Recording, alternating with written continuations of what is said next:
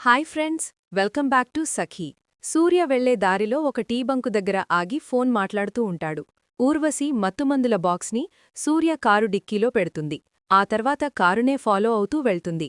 ఒకచోట చెక్పోస్ట్ దగ్గర పోలీసులు సూర్య కారుని ఆపి చెక్ చేస్తారు. అందులో మొత్తం మందులు ఉండడంతో సూర్యని అరెస్ట్ చేస్తారు. దూరం నుంచి ఇదంతా చూస్తుంది ఊర్వశి. చూసి భయపడుతుంది, బాక్స్ దొరికిపోయింది అని. ఇంక జ్యోతి ఆనంది పోలీస్ స్టేషన్కి వచ్చి ఏం జరిగిందని సూర్యుడ్ని అడుగుతారు. ఇంక సూర్య వివరంగా వివరాలన్నీ చెప్తాడు ఆనందికి. ఇంకా ఆ వివరాలతో ఆనంది ఇలా చెప్తుంది, సూర్యబాబు నిర్దోషి అని నిరూపించే సాక్ష్యాలు కావాలి. మన దగ్గర టైం లేదు, మనం వెంటనే సాక్ష్యాలు సంపాదించాలి అని చెప్తుంది. సాక్ష్యాలు ఎక్కడ్నించి వస్తాయి బిడ్డా అని పద్మమ్మ అడుగుతుంది. కాని సూర్యబాబు చెప్పిన కొన్ని వివరాలను పట్టుకొని ఆధారాలు వెతకాలి అని చెప్తుంది. ఆ తర్వాత ఆనంది ఆదిత్య ఇద్దరూ కలిసి సూర్య ఎక్కడ కారు ఆపినాడో అక్కడ ఉన్న టీ కొట్టు దగ్గరికి వెళ్తారు. అన్నా, నాకొక చిన్న హెల్ప్ కావాలి అని ఆ టీ కొట్టు అతన్ని అడుగుతారు.